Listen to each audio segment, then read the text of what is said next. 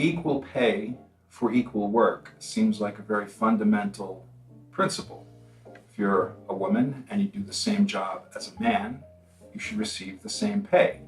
And when we talk about what is the same job that requires the same skill level, job which requires the same accountability or responsibility, a job which requires the same hard work as a man. And those are the things that basically make two jobs equal. So it has nothing to do with title necessarily. If you can do the same job with a different title, it really doesn't make the slightest bit of difference. So, but even though the Equal Pay Act, which is a federal law, has been on the books since 1963, it's been extremely hard for women to prove their cases. Usually men who are in the position of authority will claim that it has nothing to do with the fact that the employee is a woman. They'll claim that she doesn't do the same type of work, she doesn't have the same skill level, she doesn't have the same degree of responsibility and accountability. And usually when the company throws up one of those obstacles, cases tend to fold.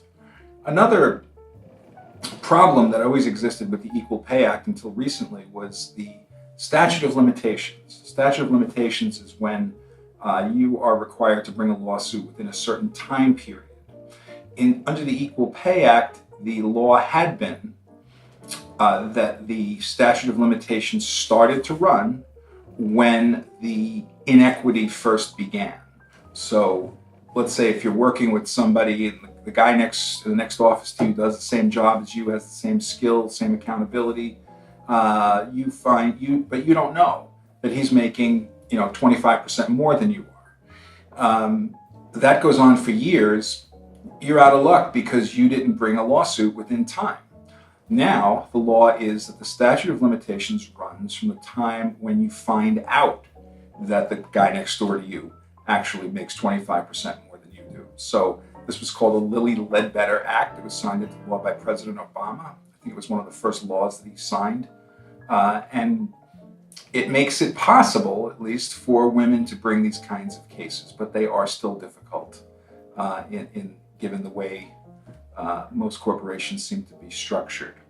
So if you think you might be the victim of unequal pay or gender discrimination on any basis, you should give me a call and we can talk about it.